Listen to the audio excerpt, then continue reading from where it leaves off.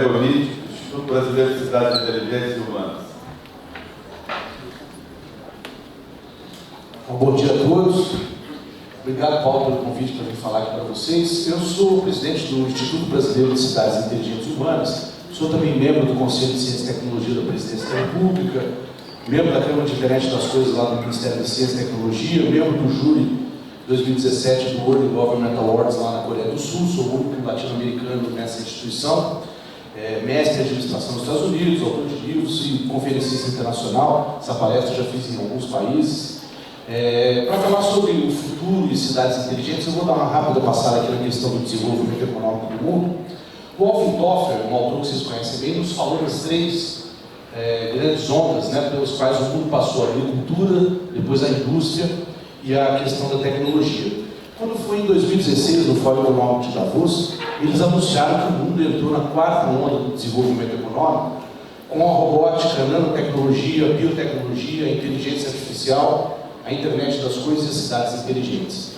O mercado de cidades inteligentes é um mercado que gira hoje algo em torno de 1,3 trilhão de dólares em negócios todos os anos no mundo, e a participação do Brasil nesse mercado é praticamente zero, porque a gente não tem infraestrutura tecnológica nas nossas cidades para que esse mercado venha para o nosso país atuar. Passamos por essas quatro ondas. E como é que será o futuro, tendo em vista o nosso painel sobre como é que será o mundo em 2030? O ex-vice-presidente dos Estados Unidos, Al Gore, tem uma empresa chamada Futura Studios, nos traz essa frase: em 30 anos não haverá mais o trabalho como conhecemos, e isso já começou. E nisso não há surpresas, mas surpreendidos. Vamos ver então por quê. Os bancos já anunciaram o fim da agência de tijolo. Ninguém mais vai em banco hoje, você faz tudo pelo celular. Será o fim dos bancários. Os sindicatos bancários me chamam sempre para falar com eles como é que eles vão fazer, porque conforme eles vão sendo demitidos, eles não vão sendo recontratados. E o maior exemplo é ver a última greve dos bancários. Sempre foi um sindicato extremamente poderoso. A última greve dos bancários, eles ficaram acho que uns 2 ou 3 meses parados e não fez cosquinha nenhuma. Todo mundo continuou usando os bancos e não deu efeito nenhum a greve dos bancários. Check-in pelo celular. Ninguém mais faz check-in no balcão do aeroporto. Você faz pelo celular, você faz no totem. Agora até etiquetar a bagagem você mesmo faz. É o fim dos agentes de aeroporto. Os carros autônomos que não se dirigem, que não batem, já vem programado para respeitar as leis de trânsito. É o fim dos motoristas. O Watson da IBM, com inteligência artificial, um sistema que consegue já ser mais efetivo que o ser humano. Nos Estados Unidos, as universidades não estão mais conseguindo captar alunos por curso de direito, porque o Watson ele faz a petição, você entrega lá no juiz, ele ganha 95% das causas, enquanto os advogados ganham 60%. Só que os advogados cobram, o Watson é de graça. Então, é fim dos advogados. Ele também atua na medicina já, como consultoria. O robô jornalismo, a agência Reuters transmitiu a Olimpíada do Rio de Janeiro sem nenhum jornalista ser humano, só com robô jornalismo. Então, é o fim dos jornalistas também. Impressão 3D, esse prédio foi entregue na China, final de 2016, 3 anos atrás, feito todo por impressora 3D, sem arquiteto, sem engenheiro, sem mestre de obra, sem peão de obra. Claro que precisa dessa tudo para programar, mas depois não precisa mais. Pizza lá na Itália, nem os pizzaiolo está sobrando. A pizza na Itália já está sendo feita assim também, com impressora 3D. Com lá a massa, o molho de tomate, o queijo, e é uma delícia a pizza. E agora conheci o robô Atlas, não sei se vocês viram no YouTube. O robô Atlas é com inteligência artificial, um robô que ele vai aprendendo sozinho. O Stephen Hawking, antes de morrer, falou: é o fim do ser humano, porque isso aí, os caras começaram a fazer bullying com ele, e num determinado momento ele se irritou e chutou o cara, aprendendo sozinho com a questão do bullying. Bom, se não vai ter mais trabalho como a gente conhece, como é que as pessoas vão viver? Nós vamos ter 2 grupos, os que têm conhecimento e os que não têm conhecimento. Os que têm conhecimento vão ocupar os poucos postos de trabalho que vão existir. E os que não têm, o governo vai ter que sustentar. Sai mais barato. E como é que ele vai fazer isso? Taxando as grandes multinacionais digitais, o GAFAM. O que é o GAFAM? Se vocês colocarem no Google, vocês vão ver a teoria do GAFAM. O GAFAM é Google, Apple, Facebook, Amazon e Microsoft. São 5 gigantes que faturam trilhões de dólares por ano no mundo, não pagam imposto em lugar nenhum, estão começando a pagar agora Portugal, alguns países estão começando a taxar essas empresas, né? E essas empresas precisam ser taxadas para que o governo tenha dinheiro para sustentar a falta de trabalho. Ah, esse cara está ficando doido. Então botem no Google países que estão pagando para você ir morar lá e não trabalhar. Eles te pagam um salário para você ficar vivendo lá sem trabalhar. É claro que você não vai para Paris, você vai lá para o Alasca, né, no primeiro momento. Mas eles estão fazendo isso por quê? Para já testar como é que vai ser essa sociedade sem trabalho. Bom, falei de onde viemos, para onde vamos ver agora a nossa realidade imediata. Nós temos a questão da internet das coisas, que criou dois fenômenos. O primeiro fenômeno da indústria 4.0, que é a indústria que conecta máquina com máquina, que elas começam a trabalhar de maneira autônoma e tomar decisões de maneira autônoma, sem precisar da interferência do ser humano.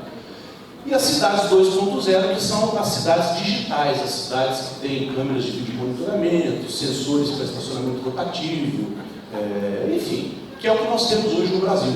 No Brasil nós ainda não temos cidades inteligentes. Muito embora os políticos gostem de ter, não temos. Nós temos cidades digitais, as cidades 2.0, que é a resposta para a provocação que o Silvio Barra fez. Se a cidade não é inteligente, ela é o quê? Ela é uma cidade digital, mas não é uma cidade inteligente. Isso tudo está gerando um novo paradigma.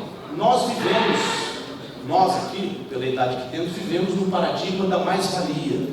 Nós aqui fomos treinados para sermos competitivos, para trabalharmos 24 horas por dia, sermos melhores que o concorrente. A gente vivemos numa sociedade da cotovelada, né? Só que pensem comigo, se a máquina começa a substituir o homem, a máquina trabalha 24 horas por dia, 7 dias por semana, 365 dias por ano, e a lógica da mais-valia não funciona para a máquina. O recurso escasso, que é o capital, o dinheiro, passa já a não ser mais um problema. O recurso escasso agora é um negócio chamado conhecimento.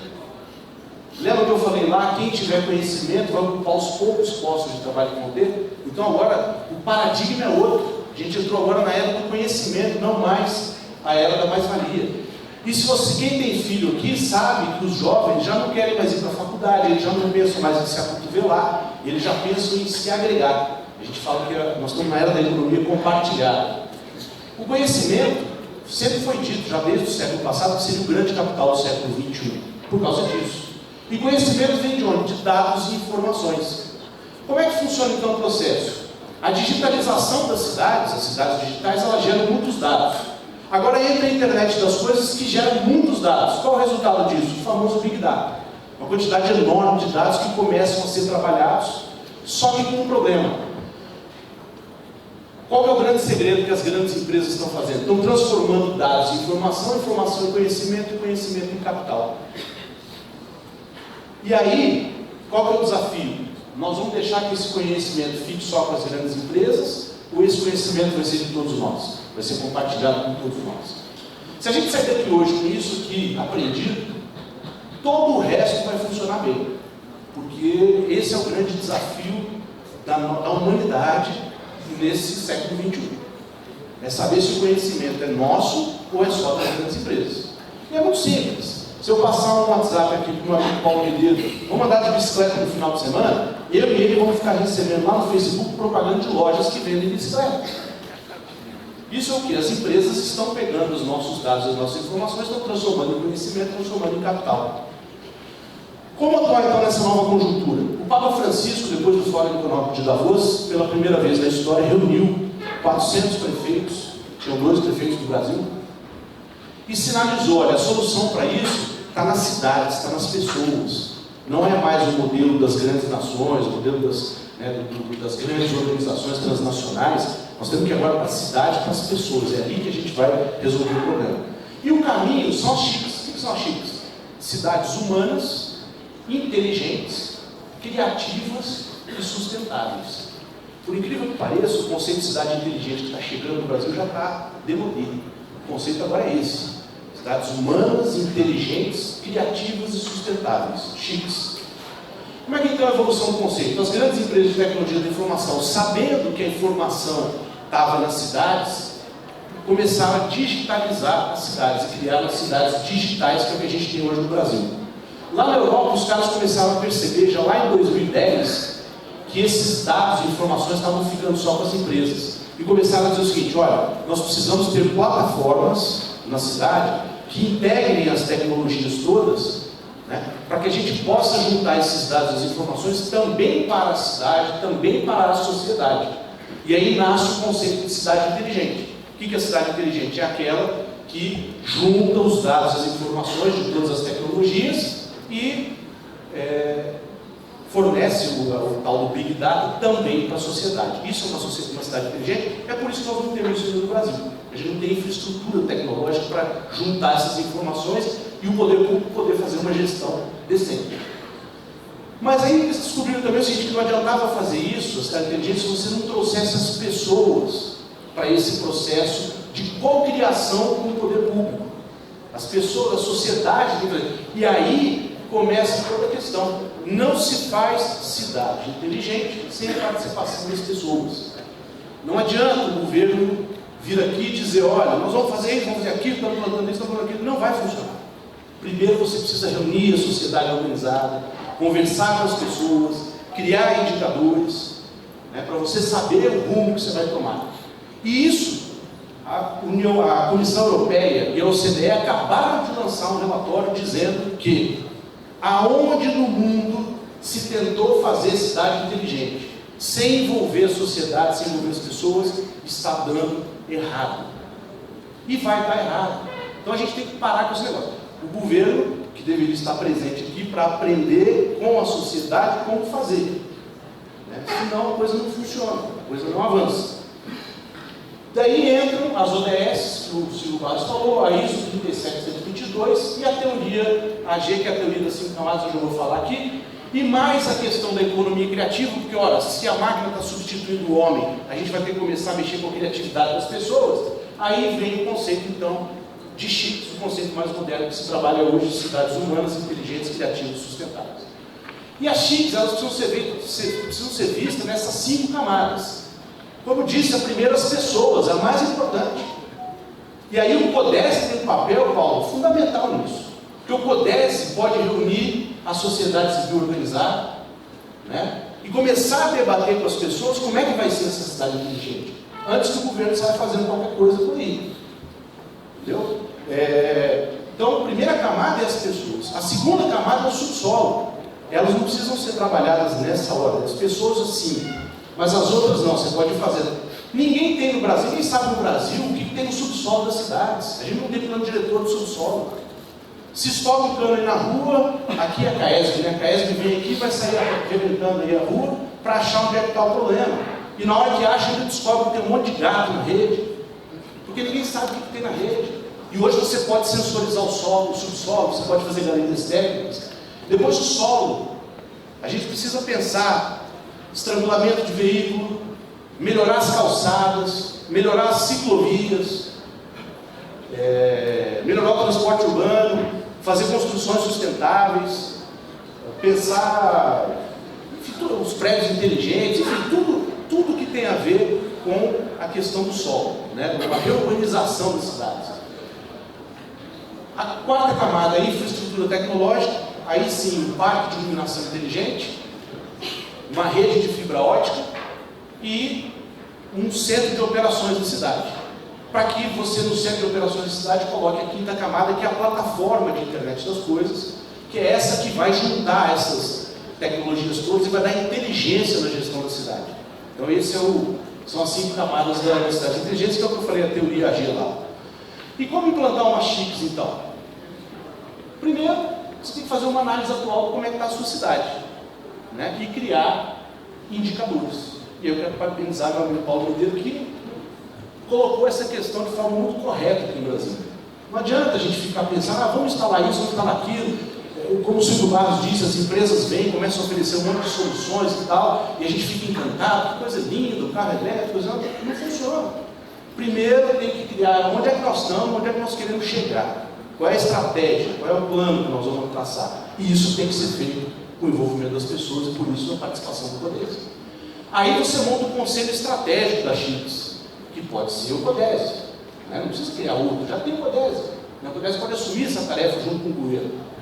Aí você envolve a sociedade, vamos trazer a sociedade para discutir, vamos ensinar para as pessoas como é que é esse plano, Aí você cria depois uma unidade gestora das chips dentro do governo, porque senão tem bateção de cabeça. Você tem um secretário puxando para um lado, o outro puxa para o outro. Os governos normalmente funcionam assim por silos, né? Então você tem que ter uma unidade gestora que vai agregar isso tudo, e aí tem um conselho estratégico, com unidade gestora, você dá garantia de sustentabilidade desse projeto no longo prazo.